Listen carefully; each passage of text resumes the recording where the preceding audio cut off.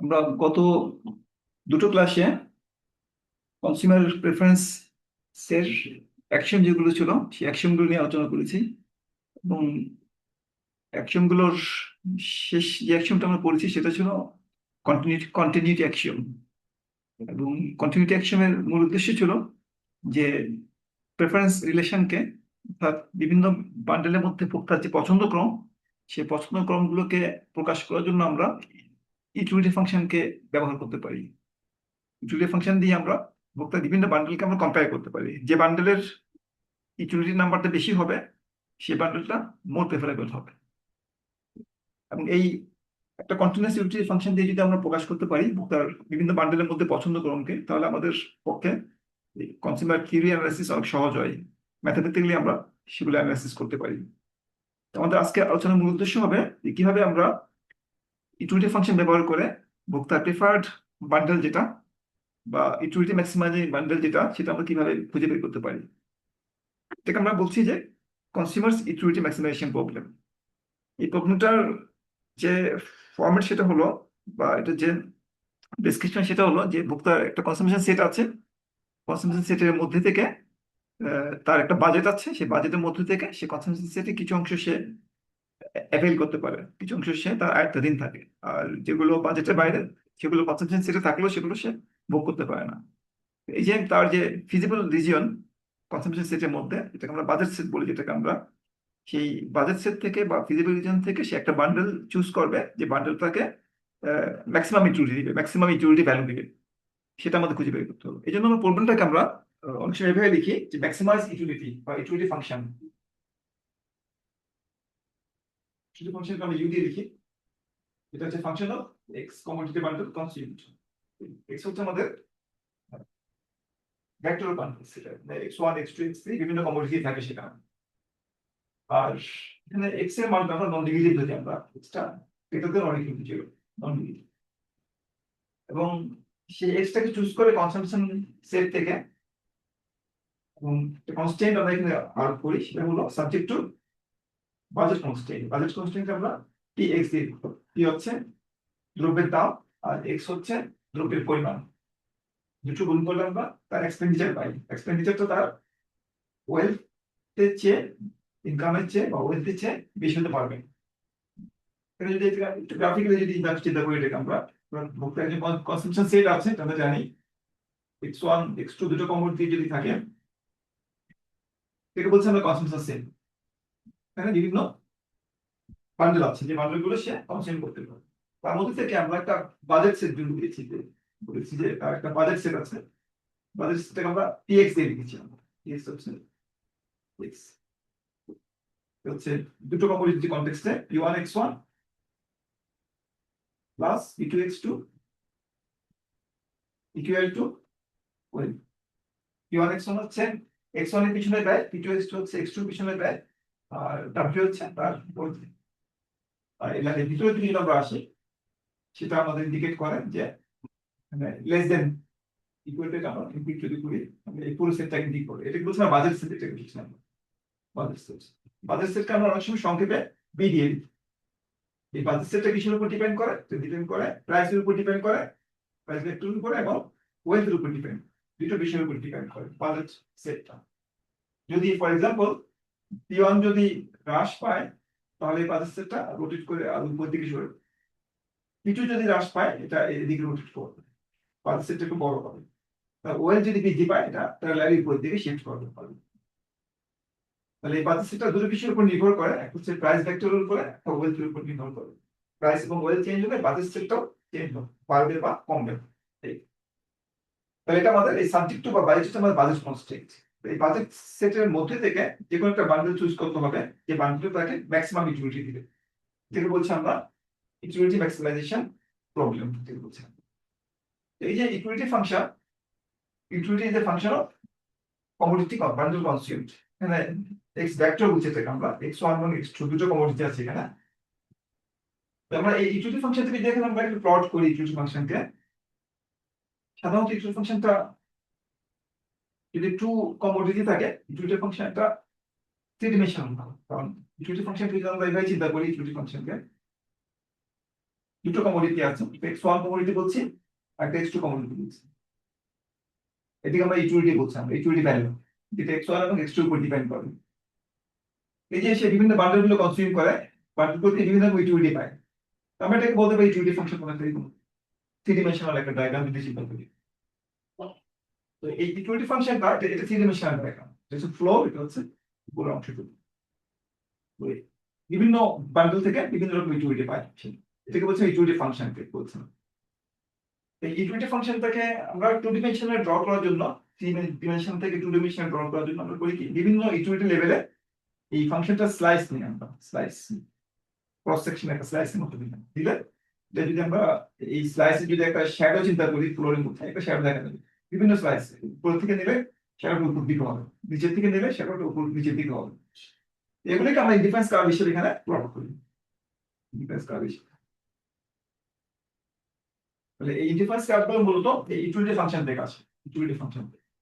Equity function কি দেখে আমাদেরকে বিভিন্ন কমোডিটি কনসাম্পশনের কারণে যে পরিমাণ ইকুইটি পায়, এবং ইকুইটিটা যদি আমরা একটা কোনো একটা লেভেলে গিভেন ধরে নিই, যদি 10 যদি গিভেন ধরি, আমি 10 ইকুইটি দেবে বিভিন্ন বান্ডেল থেকে 10 ইকুইটি পাওয়া যায়, এটাকে আমরা বলছি ইকুইটি 10%। আমি ইকুইটি ইকুইটি দিকে বাড়িয়ে দেই, ইকুইটি 15 করে দেই, তাহলে আমি এই ডিফারেন্স সেটটা বা আমার শ্যাডোটা উপর দিকে পড়বে। এটা আমি রিকোয়ারমেন্ট কমিয়ে দিয়ে ইকুইটি 5 করে দিই, তাহলে আমার এই নিচের দিকে যদি স্ল্যাশটা দেয় সেটা নিচের দিকে পড়বে। এগুলো হচ্ছে আমরা ইন্ডিফারেন্স কার্ভ। ইকুইটি ফাংশনকে বিভিন্ন লেভেলে স্লাইস নিলে সেই স্লাইস গুলো যে শ্যাডো পড়ে ফ্লোরে, সেই শ্যাডোটাকে যদি আমি প্লট করি, সেটা আমরা ইন্ডিফারেন্স কার্ভ, সেটা হবে। এখন এই যে হায়ার ইন্ডিফারেন্স কার্ভ গুলো হায়ার ইউটিলিটি প্রদর্শন করবে। ভোক্তা এই বাজেট সেটের মধ্য থেকে এমন একটা বান্ডেল চুজ করবে যে বান্ডেলটাকে ম্যাক্সিমাম ইউটিলিটি দিবে। আমরা এখান থেকে দেখতে পারি যে এই বান্ডেলটা তাকে ম্যাক্সিমাম ইউটিলিটি দিবে। এটা হচ্ছে তার সলিউশন পয়েন্ট, অর্থাৎ সে যদি এই পরিমাণ x1 দ্রব্য কিনে, পরিমাণ, এই পরিমাণ যদি সে x2 দ্রব্য কিনে, তাহলে সে ম্যাক্সিমাম ইকুইটি সেখান থেকে পাবে, অন্য কোনো বান্ডেল থেকে এই ইকুইটি পাওয়া যাবে না। এটাকে আমরা বলছি ইকুইটি ম্যাক্সিমাইজেশন প্রবলেম। এই ইকুইটি ম্যাক্সিমাইজেশন প্রবলেমের একটা সব প্রবলেমের সলিউশন থাকে না, তবে এটার একটা সলিউশন আছে, যে সলিউশন অবশ্যই আছে, কারণ এটা যে বাজেট সেট যেটা আছে কনস্ট্যান্ট সেট বলে থাকি আমরা। এই বাজেট সেটটা থেকে সেট থিওরি ভাষায় বলা হয় কমপ্লেক্স সেট। কমপ্লেক্স সেট মানে এটা ক্লোজড, বাউন্ডারিগুলোকে ইনক্লুড করে, এবং এটা বাউন্ডেড, এটা অসীম না। বাজেটটা যেহেতু সসীম, সে কারণে এখানে x1 এর ক্রয় পরিমাণটা সসীম হবে, এটাও সসীম হবে। ফলে এই বাজেট সেটটা হচ্ছে কি এটা বাউন্ডেড মানে এটা সসীম, তো অসীম না, এবং এটা বাউন্ডারিকে ইনক্লুড করে, ক্লোজড।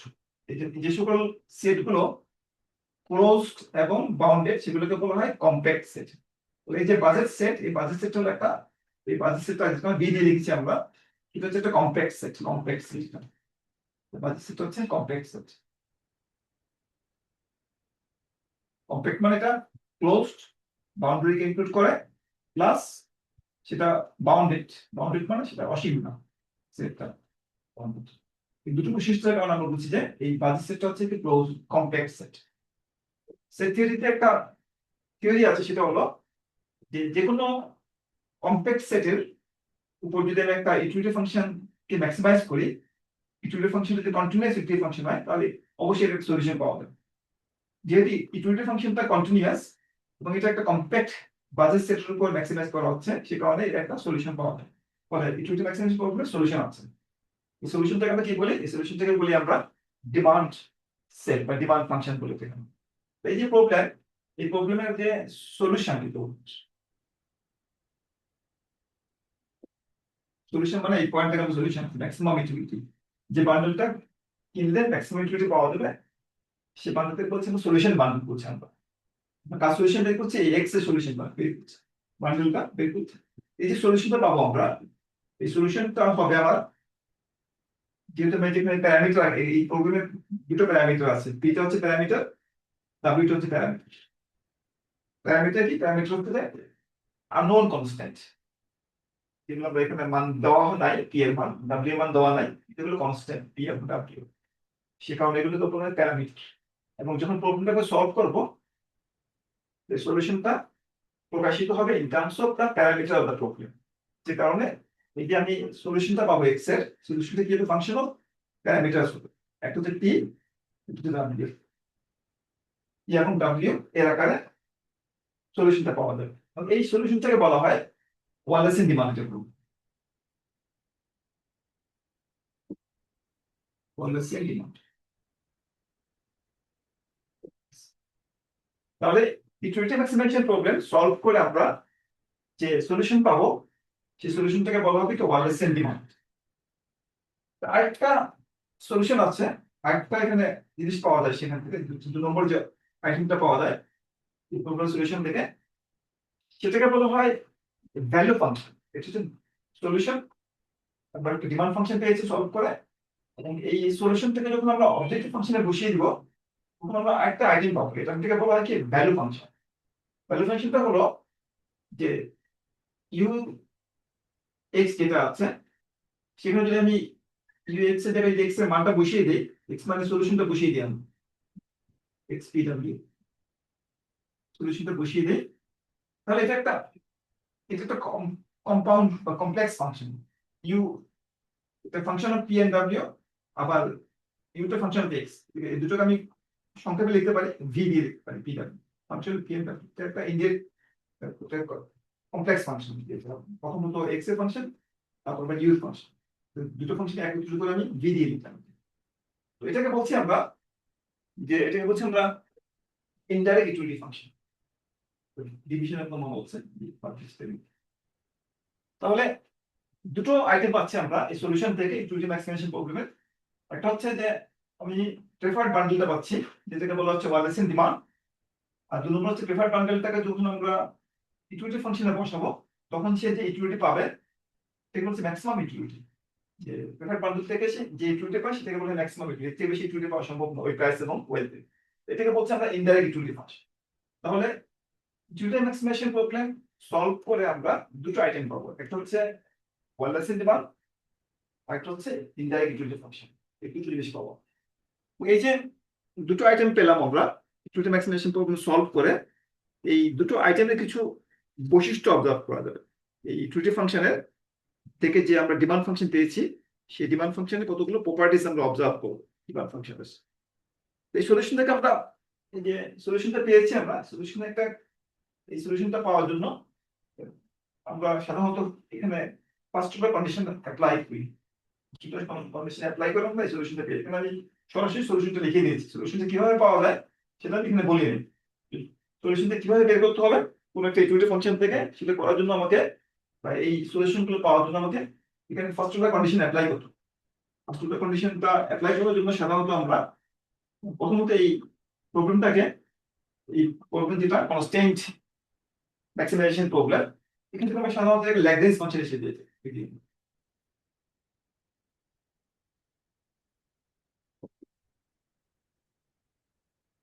ডিমান্ড ফাংশন এবং ইন্ডিভিজুয়াল ফাংশন পাওয়ার জন্য তোমরা ল্যাগ্রেঞ্জ ফাংশনটা কিভাবে লিখি, L equal to objective function plus হচ্ছে ল্যাগ্রেঞ্জ মাল্টিপ্লায়ার এই কনস্ট্যান্টের জন্য আমরা লিখি ডাব্লিউ মাইনাস পিএক্স।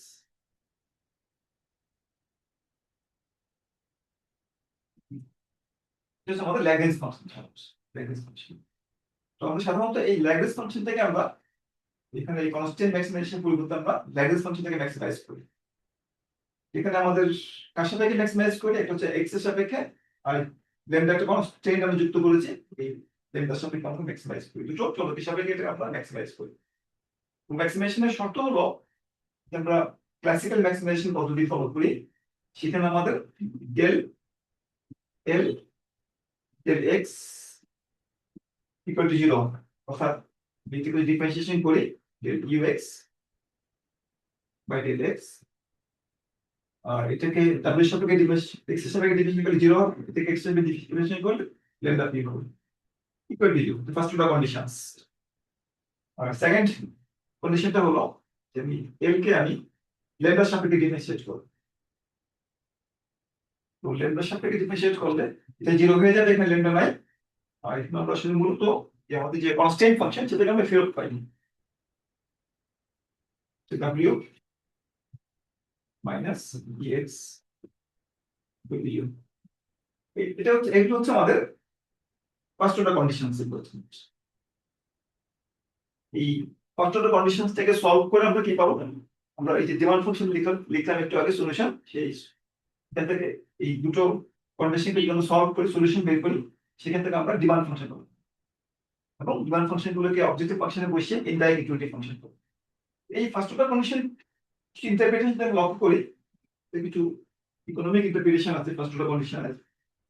এটা হলো ফার্স্ট অর্ডার কন্ডিশন থেকে একটু আমরা রিশাফল বা রিঅ্যারেঞ্জ করে লিখতে পারি।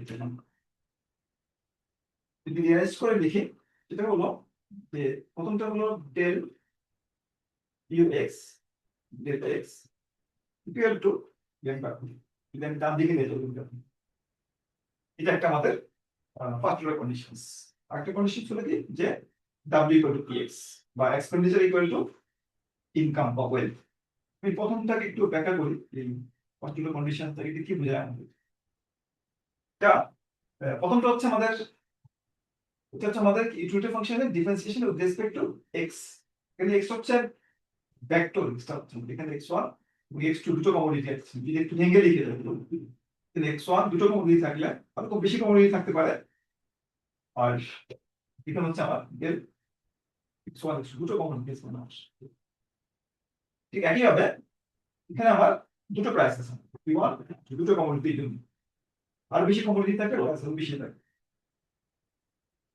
তো আমি যদি এটাকে ডিফারেন্সিয়েট করি, দুটো ডিফারেন্সিয়েশন আছে এখানে। তো হলো del u x1 x2 del x1, আর একটা ডিফারেন্সিয়েশন হচ্ছে আমাদের del u x1 x2 del x2।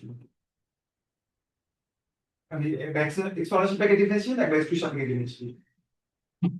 ঠিক একইভাবে এখানে আমার দুটো আইটেম, একটা হচ্ছে ল্যাম্ডা p1, একটা হচ্ছে ল্যাম্ডা p2। তাহলে এই যে ফার্স্ট অর্ডার কন্ডিশন, যেটাকে আমি একটু ভেঙে লিখি, এখানে এইভাবে লিখতে পারি। বেশি কমপ্লিট থাকলে আরো আরো বড় হবে। এটা del u del x3 del x del x4 ইত্যাদি এটা লং হবে। এটাও del p1 del p2 del p3 ইত্যাদি। ফ্যাক্টরটা একটু বড় হবে। আমি যদি এই দুটো ফ্যাক্টরকে আমি একটাকে যদি আরেকটাকে ডিভাইড করি, প্রথমে এটাকে আমি প্রথমে ইকুয়েশন ধরি, এটাকে দ্বিতীয় ইকুয়েশন ধরি, ধরে আমি যদি একটাকে অন্যটাকে ভাগ করি, ভাগ করলে এখানে পাবো যে del u x1 x2 del x1 divided by del u x1 x2 divided by del x2 equal to lambda p1 lambda p2। তো এটা হচ্ছে আমাদের মার্জিনাল ইউটিলিটি অফ x1, আর এটা হচ্ছে আমার মার্জিনাল ইউটিলিটি অফ x2, আর দুটো কমোডিটির মার্জিনাল ইউটিলিটি রেশিও। যেটা অনেক সময় বলি, এটাকে আমরা, এটাকে বলা হয় marginal rate of substitution between commodity 1 and commodity 2। Marginal rate of substitution যেটা হলো মূলত এই ডিফারেন্স কার্ভের স্লোপ। ডিফারেন্স কার্ভের স্লোপটা হচ্ছে আমাদের মার্জিনাল রেট অফ সাবস্টিটিউশন, আর এটা হলো লেভেলটি কেটে ফেলে p1 by p2। p1 by p2 হচ্ছে আমাদের বাজেট প্ল্যান স্লোপ। তাহলে ফার্স্ট অর্ডার কন্ডিশন আমাদেরকে বলে যে এই মার্জিনাল রেট অফ সাবস্টিটিউশন বা এই ডিফারেন্স কার্ভের স্লোপটা ভারসাম্য বিন্দুতে যেখানে আমাদের সলিউশনটা পাওয়া যাবে, সেই সলিউশন বান্ডেলে ডিফারেন্স কার্ভের স্লোপটা বাজেট প্ল্যানের স্লোপের সমান হবে। এটা আমাদের টু কমোডিটি কনস্ট্যান্ট এভাবে বলছে। তো যখন আমরা একাধিক দুইয়ের অধিক 10টা 20টা 30টা পণ্য নিয়ে ডিল করি, তখন আমাদের এগুলো ইন টার্মস অফ ভেক্টর বলতে হয়। দুটো কমোডিটি আমরা সহজে বলতে পারি, কিন্তু যদি একাধিক কমোডিটি থাকে তখন আমরা একটু ডিফারেন্ট রিপ্রেজেন্ট করি। তখন আমরা বলি যে এই যে বাজেট প্ল্যান যেটা আছে, বাজেট প্ল্যানের যে স্লোপ, সেই স্লোপটাকে আমরা সাধারণত প্রাইস ভেক্টর দিয়ে বলছি যে বাজেট প্ল্যানের স্লোপটা প্রাইস ইন্ডিকেট করে। যখন দুটো কমোডিটি থাকে, একাধিক যখন কমোডিটি থাকে, দুইয়ের অধিক প্রাইস ভেক্টর দিয়ে ইন্ডিকেট করতে, প্রাইস ভেক্টর যেটা বাজেট প্ল্যানের উপর লম্ব। আর ইনফ্লুয়েন্স কার্ভের যে স্লোপ, সেটা বিভিন্ন পয়েন্টে বিভিন্ন রকম। সেটা যদি আমি এই পয়েন্টে স্লোপ বের করি, এখানে একটা স্পর্শ কমন করে এটার উপর লম্ব মূল্য, সেটা হচ্ছে ইনফ্লুয়েন্স কার্ভের স্লোপ। তাহলে এখানে আমরা দেখতে পাচ্ছি যে যে বাজেটের স্লোপটা প্রাইস, এটাকে প্রাইস ভেক্টর বলা হয়, প্রাইস ভেক্টর উপর দিকে বা আউটওয়ার্ড ডিরেকশনে মুভমেন্ট, আউটওয়ার্ড ডিরেকশনটা পয়েন্ট আউট হয়ে থাকে। আর ইনডিফারেন্স কার্ভের যে স্লোপ, সেটা আমরা ইনডিফারেন্স কার্ভের স্পর্শ কম্পন করে আমরা কি করতে পারি, একটা ভেক্টর দিয়ে সেটা দেখাতে পারি। ইনডিফারেন্স কার্ভের স্লোপটা হলো কি ল্যামডা পি, আর আমরা এটাকে আমরা ইনডিফারেন্স কার্ভের স্লোপ বলছি। এই অংশে বলা হয় যে ইউটিলিটি ফাংশনের slope with respect to different components. আমরা যদি এই ইনডিফারেন্স কার্ভের স্লোপটা হলো ল্যামডা পি, ল্যামডা পিটা মানে যদি ল্যামডা দিয়ে গুণ করি এটাকে, ল্যামডা যদি একের বেশি হয় এটা একটু বড় হবে ল্যামডা পি, আর একের কম হলে এটা একটু ছোট হবে। আর ল্যামডা যদি 1 হয় সেটা কি শূন্য হবে। তাহলে ইনডিফারেন্স কার্ভের স্লোপটা এবং বাজারের স্লোপটা কোইনসাইড করবে। ইনডিফারেন্স কার্ভের স্লোপটা একটু লম্ব বা বেশি হতে পারে বা কম হতে পারে, প্রপোর্শনাল হবে। এটাকে আমরা গ্রাফিক্যালি এভাবে রিপ্রেজেন্ট করতে পারি। কেন আমরা এই লম্ব করে দেখেছি প্রাইস ভেক্টরকে এই বাজেট লাইনের উপরে? আমরা জানি যে পি, এখানে আমাদের এই যে বাজেট লাইন, এখানে এক্স এর পরিবর্তন হচ্ছে বাজেট লাইন। এখানে এখানে এক্স আছে, বিভিন্ন জায়গায় বিভিন্ন এক্স আছে, এক্স গুলো চেঞ্জ হচ্ছে এখানে। তো প্রাইসটা হচ্ছে constant, price times del X, del X মানে এক্স এর পরিবর্তন বাজেট লাইন বরাবর, এটা শূন্য হবে। অর্থাৎ প্রাইস ভেক্টর যদি বাজেট লাইনের উপর লম্ব হয়, লম্ব হলে দুটোর গুণফল শূন্য হয়, এবং এই জন্যই প্রাইস ভেক্টরটা বাজেট লাইনের উপর লম্ব হয়ে যায়। এটা আমরা ওদিকে যাচ্ছি না, দিকে আমরা বলছি যে বাজেট লাইনের উপর প্রাইস ভেক্টরটা পারপেন্ডিকুলার লম্ব। আমাদের যে ফার্স্ট কন্ডিশন অনুযায়ী বাজেট লাইনের স্লোপটা ইনডিফারেন্স কার্ভের স্লোপ হবে। ইনডিফারেন্স কার্ভের স্লোপ হলো marginal substitution between the two commodities, আর বাজেট লাইনের স্লোপ হচ্ছে প্রাইস রেশিও। এটা বলতে পারি, কিংবা এখান থেকে আমরা বলতে পারি যে প্রত্যেকটা কমোডিটির মার্জিনাল ইউটিলিটি ওই কমোডিটির দামের সমানুপাতিক করে। x1 এর মার্জিনাল ইউটিলিটি x1 এর দামের সমানুপাতিক, x2 এর মার্জিনাল ইউটিলিটি x2 এর দামের সমানুপাতিক। এই যে ফার্স্ট কন্ডিশনটা, এটা ফুলফিল হবে কোথায়? এটা ফুলফিল হবে যখন আমাদের সলিউশনটা কনসিস্টেন্সিটার মধ্যে হবে। এটা বলা হয় ইন্টেরিয়র সলিউশন। যে দুটো কমোডিটি পজিটিভ পরিমাণে কেনা হচ্ছে, x1 এ পজিটিভ পরিমাণে কেনা হচ্ছে, x2 এ পজিটিভ পরিমাণে কেনা হচ্ছে। দুটো যদি পজিটিভ পরিমাণে কেনা হয় পার্শ্ববর্তী বিন্দুতে সলিউশন পয়েন্টে, তাহলে সেই সলিউশনটাকে বলে আমরা ইন্টেরিয়র সলিউশন থেকে বলা হয় ইন্টেরিয়র সলিউশন।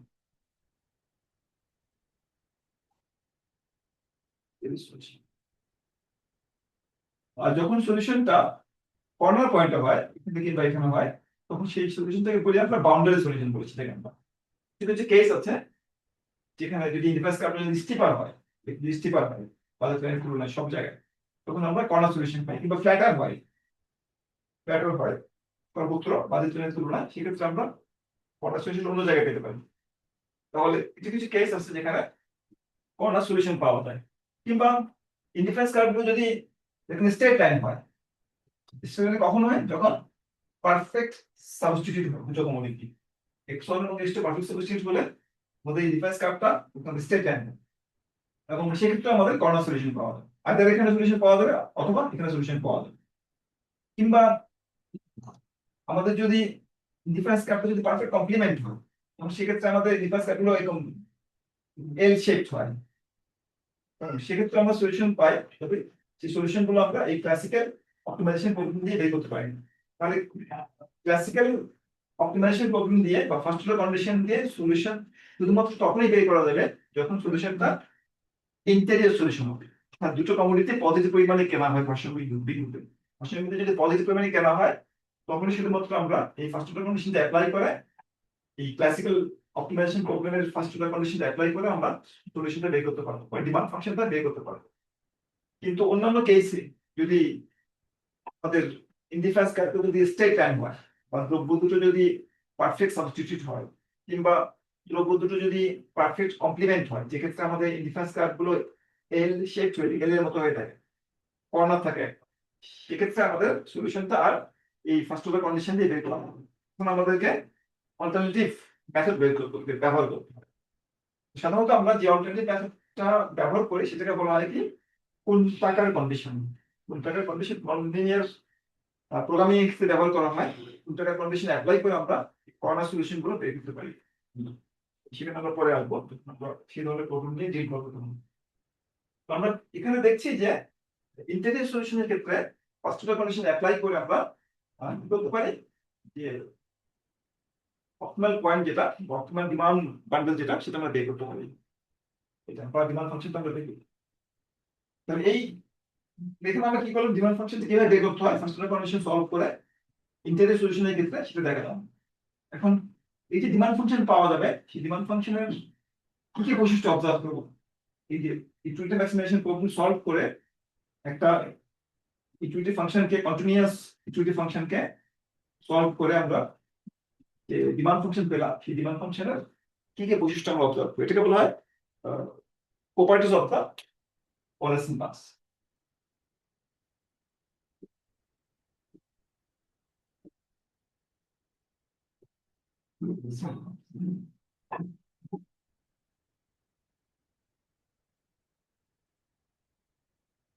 ডিমান্ডের আমরা যে প্রপার্টিজ গুলো এখানে অবজার্ভ করবো, এখানে আমরা খেয়াল রাখতে হবে আমাদের যে অ্যাকশন গুলো আমরা পূর্বে বর্ণনা করেছি, সবগুলো অ্যাকশন এখানে প্রযোজ্য, কোনোটা অ্যাকশন এখানে ভায়োলেট করা যাবে না।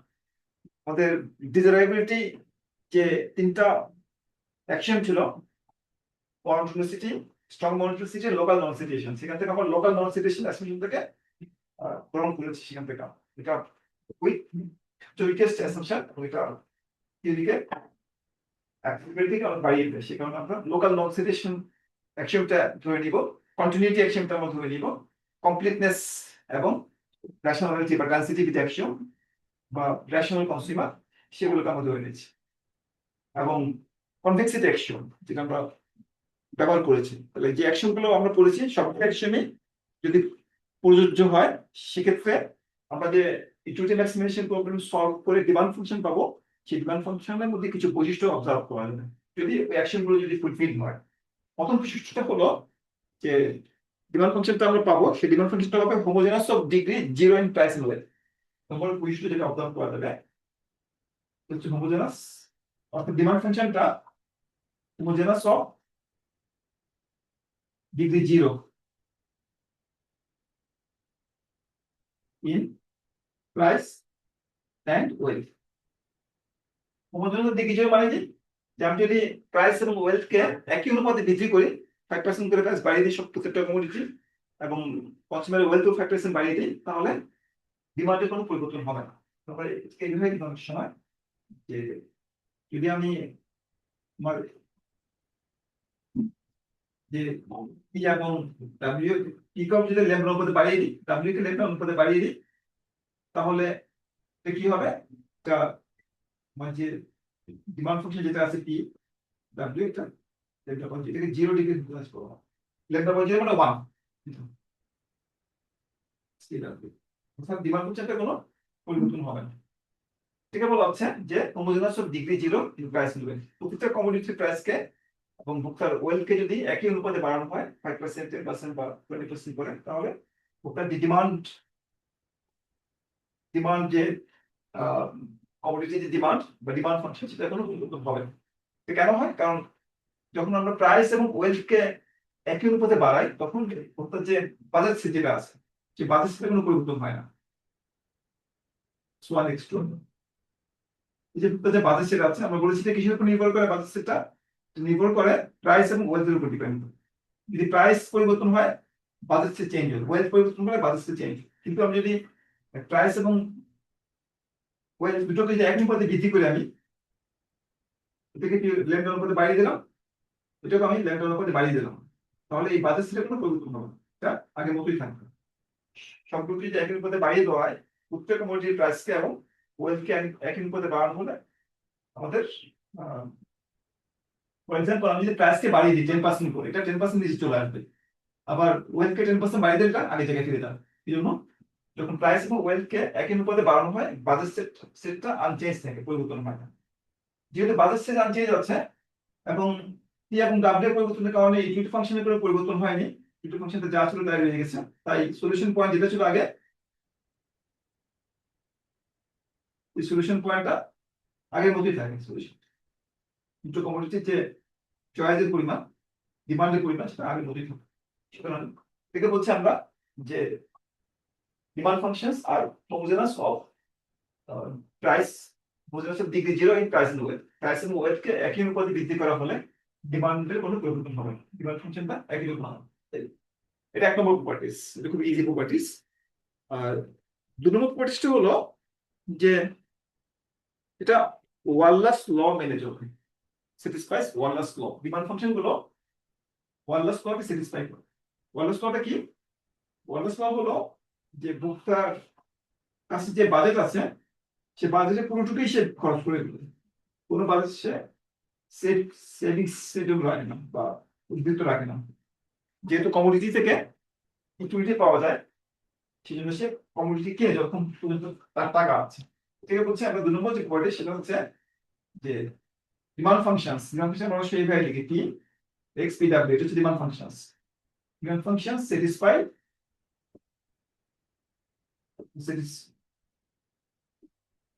satisfies Wallace law.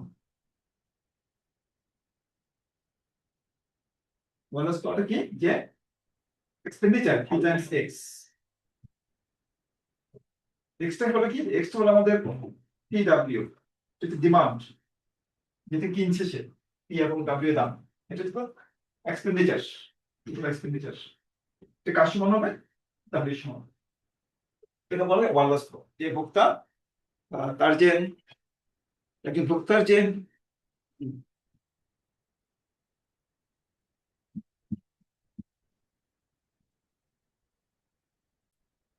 বলছি যে ওয়াল্লাস ল হলো যে ভোক্তা তার যে বাজেট আছে সে বাজেটের পুরোটুকু সে ব্যয় করে, অর্থাৎ P x equal two W. আমি ভেক্টরের ভাষায় লিখেছি, একটু ভেঙে লিখবে। দুটো কমোডিটি থাকলে এটা আমরা এখানে লিখি P one X one, X one মানে এক্স ওয়ান এর যে ডিমান্ড সেটা, প্লাস পিটু হচ্ছে দ্বিতীয় কমোডিটির দাম, আর এক্স টু হচ্ছে দ্বিতীয় কমোডিটির চাহিদার পরিমাণ। এটা হচ্ছে এক্স টু পিছনে ব্যয়, দুটো ব্যয় মিলে ডাব্লিউ সমান কস। ভেঙে লিখতে দুটো কমোডিটি লিখে যায়। এটা কেন হয়? কারণ আমরা যে অ্যাসাম্পশন গুলো করেছি ভোক্তার চাহিদাটা পাওয়ার জন্য, একটা অ্যাসাম্পশন ছিল আমাদের লোকাল নন সেডিশন অ্যাসাম্পশন। সেটা আমাদের কি বলতো, আমাদের অ্যাসাম্পশনটা যে দুটো কমোডিটি থাকলে এক্স ওয়ান এক্স টু, এটি যদি আমাদের বাজেট লাইন হয় এটা বাজেট সেট। এবং আমরা অনেকগুলো অ্যাকশন করেছেন, তার মধ্যে একটা অ্যাকশন ছিল লোকাল নন সেডিশন। অ্যাকশনটা কি বলতো আমাদের? অ্যাকশনটা আমাদের বলে যে যে কোনো বান্ডেলের জন্য, যে কোনো বান্ডেল কনসাম্পশন সেটের মধ্যে যে কোনো বান্ডেল, এটা একটা বান্ডেল যদি এক্স হয়, কেমন এটা যদি বান্ডেল এক্স যদি হয় ফর এক্সাম্পল, এই বান্ডেলের ক্লোজ ডিসটেন্সের মাঝে একটা বান্ডেল থাকবে যে বান্ডেলটা ইকুইটি এই বান্ডেলের চেয়ে বেশি বেশি হবে। অর্থাৎ যে কোনো বান্ডেলের জন্য যদি আমি সার্কেল গঠন করি, ওপেন ওপেন একটা বল গঠন করি, বা একটা যদি নেইবারহুড নিয়ে আমি নিকটবর্তী এলাকাগুলো নিয়ে আমি, বা একটা ক্লোজ ডিস্টেন্সের মধ্যে যদি আমি চিন্তা করি, তাহলে এখানে একটা বান্ডেল থাকবে এই, অর্থাৎ যে কোনো বান্ডেলের ক্লোজ ডিস্টেন্সের মাঝে আরেকটা বান্ডেল থাকবে ওয়াই, যে বান্ডেলটা এই এক্স এর চেয়ে বেটার হবে, প্রেফার টু হবে। এটাকে বলে লোকাল নন সিচুয়েশন অ্যাসাম্পশন বলে। এখন ভোক্তার যে প্রেফার্ড বান্ডেল সেটা যদি বাজার ট্রেন্ডের উপর যদি না হয়, বাজার ট্রেন্ডের উপর যদি বাজার ট্রেন্ড যদি ভিতরে হয়, বাইরে তো হতে পারবে না বা এটা ফিজিবল না, যদি ভিতরে যদি হয় সলিউশনটা, তার মানে হবে যে এই সলিউশনের ক্লোজ ডিস্টেন্সের মাঝে আরেকটা বান্ডেল থাকবে যেটা ফিজিবল এবং মোর ইকুইটি। বান্ডেল যদি নিয়ে আমি বাজার ট্রেন্ডের ভিতরে, এখানে আরেকটা বান্ডেল খুঁজে পাওয়া যাবে ওয়াই, যে বান্ডেলটা ফিজিবল বাজার ট্রেন্ডের ভিতরে থাকবে সেটা, এবং সেটা এক্স এর চেয়ে বেশি প্রেফার করবো, তাহলে এটা এক্সট্রা সলিউশন হতে পারবে না। এক্সট্রা সলিউশন বলে ও তো বৈশিষ্ট্য কি হতে হবে যে ইকুইটি হাইয়েস্ট হতে হবে। এক্স এর ইকুইটি যদি হাইয়েস্ট না হয়, এর পাশে আশেপাশে যদি আরেকটা বান্ডেল খুঁজে পাওয়া যায় ওয়াই যেটার ইকুইটি এক্স এর চেয়ে বেশি, তাহলে এক্সট্রা কখনো সলিউশন বান্ডেল হতে পারবে না, এক্স এর ইকুইটিটা কখনো হাইয়েস্ট হতে পারবে না। এই জন্য এই আমাদের সলিউশনটা কখনো বাজেট লাইনের ভিতরে হতে পারে না, সলিউশন সবসময় বাজেট লাইনের উপরে হবে। উপরে হলে এর ক্লোজ ডিস্টেন্সের মাঝে আরেকটা বান্ডেল খুঁজে পাওয়া যাবে না যেটা ইকুইটি এটা চেয়ে বেশি হবে। আইদার আমি আমার বাজেট নিয়ে বাইরে চলে যাবো, ফিজিবল না, আর ভিতরে থাকলে এটা ইকুইটি এটা চেয়ে কম। এই জন্য যে লোকাল নন সিটেশন অ্যাসাম্পশনটা যদি প্রযোজ্য হয় বা আমরা ধরে নেই, সেক্ষেত্রে এই ওয়ারলেস লটা পালিত হবে। অর্থাৎ আমাদের সলিউশন সবসময় বাজেট লাইনের উপরে হবে, কখনো বাজেট লাইনের ভিতরে সলিউশন পাওয়া যাবে না। সলিউশন সবসময় বাজেট লাইনের উপরে আমরা সলিউশনটা আমরা পাবো।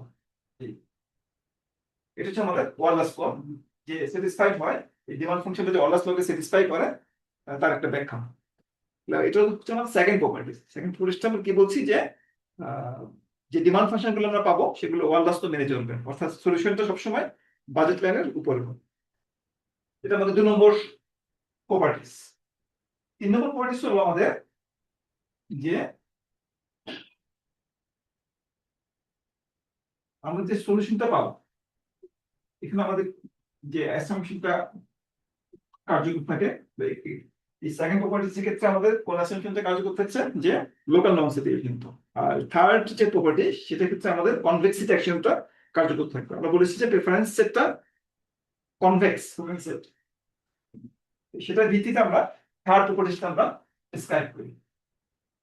তৃতীয় প্রপার্টিটা হলো যে ডিমান্ড বান্ডেলগুলো আমরা পাবো সলিউশন করে ইকুইটি ম্যাক্সিমাইজেশন প্রবলেম, সেই ডিমান্ডস বান্ডেলগুলো কি হবে, সেগুলো কনভেক্স হবে।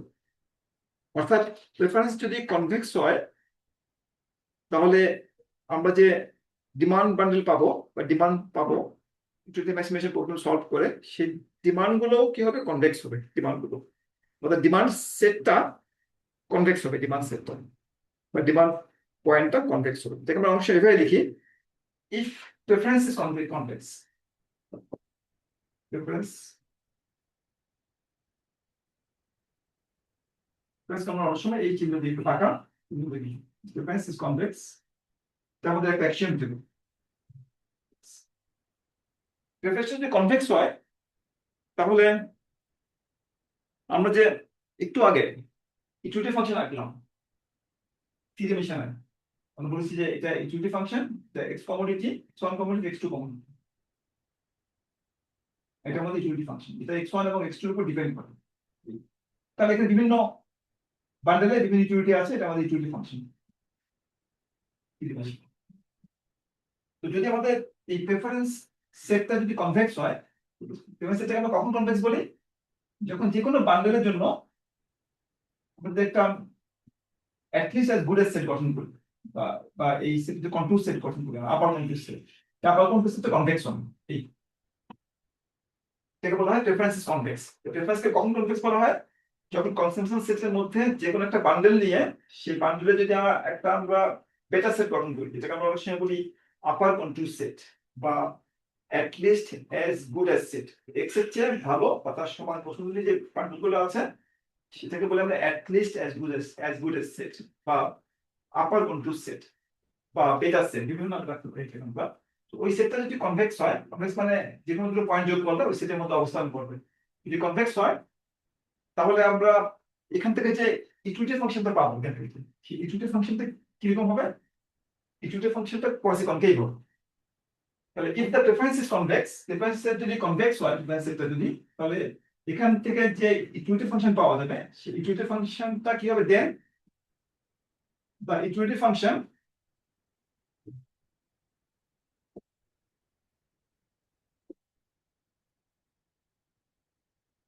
will be quasi concave।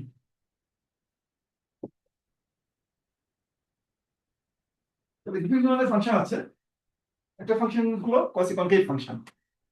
আমরা যে ইকুইটি ফাংশনটা এখানে ব্যবহার করছি, যে ইকুইটি ফাংশনটা, সেই ইকুইটি ফাংশনটা কিরকম হবে, quasi concave হবে। কেন quasi concave হবে, কারণ আমরা যে প্রেফারেন্স সেটটা ব্যবহার করছি, প্রেফারেন্স সেটের প্রতি আমরা অ্যাকশন ইম্পোজ করছি, সেই অ্যাকশনটা হলো যে আমাদের প্রেফারেন্স সেটটা কনভেক্স। অর্থাৎ কনভেক্স মানে কি, যে কোনো বান্ডেলের জন্য আমি যদি একটা আপার কন্ট্রোল সেট গঠন করি, বা at least as good S set গঠন করি, এই ধরনের একটা সেট যদি গঠন করি আমি, at least as good S set, তাহলে এই সেটটা কি হবে, এই সেটটা কনভেক্স হবে। যেটা বলছিলাম প্রেফারেন্স ইজ কনভেক্স। অর্থাৎ আমি একটু টু ডাইমেনশনাল ড্র করি, ক্লিয়ার বুঝে যাবে। দুটো কমোডিটি থাকলে আমার কাছে যে কোনো বান্ডেলের জন্য আমি একটা আপার কন্ট্রোল সেট গঠন করবো। এখানে যে বান্ডেল গুলো আছে সেগুলো, এখানে যে বান্ডেল গুলো আছে, ওয়াই যে বান্ডেল গুলো আছে এখানে, এই ওয়াই বান্ডেল গুলো at least as good as x. এখানে এই যে অসংখ্য ওয়াই আছে, এই ওয়াই গুলো নিয়ে যে সেটটা গঠিত হয় সেটাকে বলা হয় কি upper control set. Upper control set বা at least as good as set, upper control set বা at least as good as set. এই সেটটা যদি কনভেক্স হয়, কনভেক্স মানে যে কোনো দুটো পয়েন্ট যোগ করলে এটা সেটের মধ্যে অবস্থান করবে। এই সেটটা যদি কনভেক্স হয় তাহলে আমরা বলি প্রেফারেন্স রিলেশনটা কনভেক্স রিলেশনটা। আর এই সেটটা যখন কনভেক্স হবে তখন এখান থেকে যে ইউটিলিটি ফাংশনটা পাওয়া যাবে সেই ইউটিলিটি ফাংশনটা কেমন হবে? ইউটিলিটি ফাংশনটা হবে কোয়াসিকনকেভ হবে। অথবা যদি উল্টো দিক থেকে চিন্তা করি, একটা ফাংশনকে কোয়াসিকনকেভ বলা হবে যখন আমি এই কোয়াসিকনকেভ ফাংশনের যে কোনো লেভেলে আমি যদি একটা ডিফারেন্স কার্ভ ড্র করি, এই ডিফারেন্স কার্ভটা কনভেক্স হবে, আপার কন্ট্রোল সেটটা কনভেক্স হবে। যেমন বলছি যে যদি প্রেফারেন্স রিলেশনটা যদি কনভেক্স হয়, অর্থাৎ যে কোনো বান্ডেলের জন্য যে আপার কন্ট্রোল সেটের জন্য গঠন করি সেটা যদি কনভেক্স হয়, তাহলে এই প্রেফারেন্স রিলেশনটা যে ইউটিলিটি ফাংশন থেকে এসেছে, যে ইউটিলিটি ফাংশন থেকে পাওয়া গেছে, সেই ইউটিলিটি ফাংশনটা বা আন্ডারলাইং ইউটিলিটি ফাংশনটা কিরকম হবে? কোয়াসিকনকেভ হবে। একটা ফাংশনের কোয়াসিকনকেভ বলা হয় কখন? যখন এর থেকে যে ইনডিফারেন্স কার্ভগুলো পাই আমরা, ইনডিফারেন্স কার্ভের যে বেটা সেট যেটা আছে বা আপার কন্ট্রোল সেট যেটা আছে সেটা যদি কনভেক্স হয়, সেটা এক ধরনের ফাংশন আছে যেটা একটু আগে থেকে বলে রাখি, পরে আমাদের লাগবে কাজে। সেটাকে বলা হয় কোয়াসি কনভেক্স ফাংশন। তাহলে ইউটিলিটি ফাংশনটা হচ্ছে কি কোয়াসি কনকেভ। আর আরেক ধরনের ফাংশন আছে যেগুলোকে বলা হয় quasi convex function. Quasi convex function কোনটাকে বলা হয়? অনেকটা similar definition. Quasi convex function বলা হয় যদি এই যে কোনো বান্ডেলের জন্য আমি যদি একটা এখানে আমরা আপার কন্ট্রোল সেট গঠন করেছিল, আমি যদি একটা লোয়ার কন্ট্রোল সেট গঠন করি, লোয়ার এই লোয়ার কন্ট্রোল সেট গঠন করি, এই লোয়ার কন্ট্রোল সেটটা যদি কনভেক্স হয়, এখানে লোয়ার কন্ট্রোল সেট কনভেক্স না এটা, কিন্তু যদি লোয়ার কন্ট্রোল সেট যদি কনভেক্স হয় তাহলে আন্ডারলাইন যে ইউটিলিটি ফাংশনটা আছে সেই ইউটিলিটি ফাংশন থেকে বলা হবে কি কোয়াসি কনভেক্স ইউটিলিটি ফাংশন। তাহলে কোয়াসি কনভেক্সের জন্য যে আমরা আপার কন্ট্রোল সেটটা পাই সেটা হয় কোয়াসি কনকেভ ফাংশনের জন্য যে আপার কন্ট্রোল সেটটা পাওয়া যায় সেটা হচ্ছে কনভেক্স। আর কোয়াসি কনভেক্স ফাংশন হলে সেক্ষেত্রে লোয়ার কন্ট্রোল সেটটা কনভেক্স হয়। কোয়াসি কনকেভের জন্য আপার কন্ট্রোল সেটটা কনভেক্স, আর কোয়াসি কনভেক্সের জন্য লোয়ার কন্ট্রোল সেটটা কনভেক্স। তাহলে আমাদের এখানে যে আমরা বলছি যে আমাদের থার্ড প্রপার্টিস হলো যে যদি প্রেফারেন্স রিলেশন যদি কনভেক্স হয় তাহলে ইউটিলিটি ফাংশনটা হবে কোয়াসি কনকেভ এবং কোয়াসি কনকেভ হবে। এবং আমাদের যে এটা যে সলভ করে আমাদের ডিমান্ড ফাংশন পাবো, ডিমান্ড ফাংশন হচ্ছে এক্স পি ডাব্লিউ। এই ডিমান্ড ফাংশনটা বা ডিমান্ড সেটটা কি হবে? Is convex. কনভেক্সের আমাদের যে থার্ড প্রপার্টি সেটা হলো demand set is convex.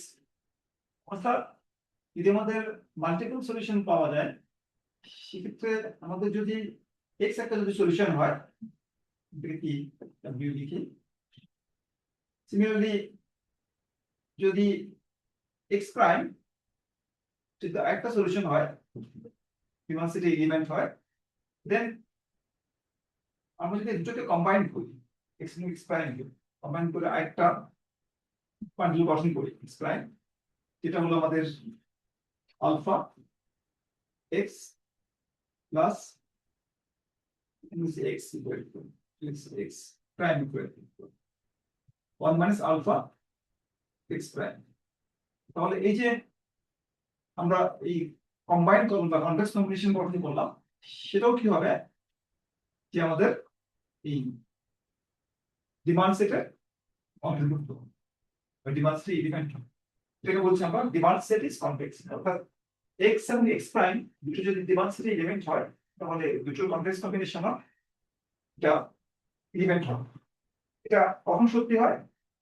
true when the preference set is complex, preference setটা কমপ্লেক্স, অর্থাৎ ইউটিলিটি ফাংশনটা যদি কনকেভ হয়, যখন প্রেফারেন্স সেটটা যদি কনভেক্স হয়, ইফ আমরা এটাকে if preference is convex,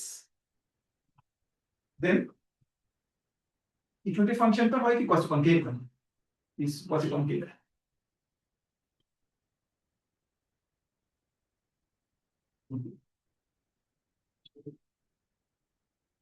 and আমাদের যে এই যে ডিমান্ড সেট, যেটা আমরা এক্সপি ডাব্লিউ দিয়ে লিখি, ইজ কনভেক্স। এটা একটা কনভেক্স সার্টিফিকেট, সলিউশনটা কত একটা কনভেক্স সার্টিফিকেট। ওকে, কেন হয়? কারণ ইউটিলিটি ফাংশনটা কিন্তু কনকেভ হয়। কনকেভ মানে কি, যদি একটা ওয়ান কমোডিটি কনটেক্সটে দেখাতে চাই কনকেভ ফাংশনকে, আমরা এইভাবে ডিফাইন করতে পারি। এক্স একটা কমোডিটি, আর এটা আমাদের ইউটিলিটি ফাংশন, এক্স এর উপর ডিপেন্ড করে। আমি একটা ফাংশন রাখি, ফাংশন থেকে কনকেভ বলা হবে ইউকে, যদি আমি যে কোনো একটা বান্ডেল যদি এক্স নেই এখানে, এবং এক্স এর চেয়ে বেটার বান্ডেল নিই, এক্স এর চেয়ে বেশি টুল দিই, হ্যাঁ একটা পয়েন্ট নেই যে কোনো জায়গায়, এক্সপ্যান্ড এখানে হতে পারে, যে কোনো জায়গায় হতে পারে, হায়ার ইউটিলিটি। তাহলে আমি যদি দুটো পয়েন্টের কনভেক্স কম্বিনেশন নেই, এটা লাগে কোথাও এক্সপ্যান্ড হচ্ছে, কনভেক্স কম্বিনেশন ঠিক এই দুটোর combinations alpha X plus 1 minus alpha X prime. তাহলে এই এক্স প্রাইমের ইকুইটি, এই যে এক্স এর ইকুইটি হচ্ছে কত, ইউএক্স, এটার ইকুইটি কত, ইউএক্স প্রাইম। তাহলে এই যে এটার ইকুইটি ইউএক্স ডাবল প্রাইম যে ইকুইটি, সেটা কি হবে, এই এক্স এর ইকুইটির চেয়ে কম হতে পারবে না, সমান কিন্তু বেশি হবে। আমরা যদি এরকম যদি হয়, তাহলে সেই ফাংশনটাকে আমরা বলি কনকেভ ফাংশন বলি। একটা ফাংশনকে কনকেভ বলা হবে যদি ওই ফাংশনের কোন একটা বান্ডেল যদি পয়েন্ট যদি এক্স হয়, এটাই আরেকটা পয়েন্ট যদি আমি এক্স ডাবল এক্স প্রাইম নেই, যেটা এক্স এর চেয়ে বেশি ইউটিলিটি দেয়, তো পয়েন্টের যদি আমি কনভেক্স কম্বিনেশন নেই, সেই কনভেক্স কম্বিনেশন ইউটিলিটি যদি অরিজিনাল পয়েন্টের যদি ইউটিলিটি চেয়ে বেশি হয়, তাহলে এই ফাংশনটাকে বলা হয় কনকেভ ফাংশন। এই ধারণাটাকে ব্যবহার করে আমরা প্রুফ করব বা দেখাবো যে এই ডিমান্ড সেটটা কনভেক্স সেট। কেন? কারণ আমরা বলি যে এই যে আমাদের যে এটা যেহেতু ডিমান্ড সেটের এলিমেন্ট, তাহলে এটার ইকুইটি হচ্ছে কত, মনে করা যাক equity of x equal two US term, নাকি ইউএস পাওয়া যাচ্ছে। যদি আমি টু কমোডিটি কন্টেস্টে চিন্তা করি, তাহলে আমি এটাকে এভাবে চিন্তা করতে পারি, আমি ওয়ান কমোডিটি কন্টেস্টে দেখালাম, আর টু কমোডিটি কন্টেস্টে চিন্তা করলে আমি এভাবে চিন্তা করতে পারি, এক্স ওয়ান এক্স টু, এটা আমাদের বাজেট লাইন, এটা আমাদের একটা equity function, two commodity contest. এটা একটা সলিউশন আমাদের এক্স, এটা একটা সলিউশন এক্স প্রাইম, আর এটা আমাদের সলিউশনের কনভেক্স কম্বিনেশন, যেটা আমি এক্স ডাবল প্রাইম। তো এটা ইউটিলিটি করবা, এটা ইউটিলিটি মনে করা যায় U equal to U star. তাহলে এটা ইউটিলিটি ইউ স্টার, এক্স এর ইউটিলিটি, এক্স প্রাইম এর ইউটিলিটি কত, সেটা ইউ স্টার।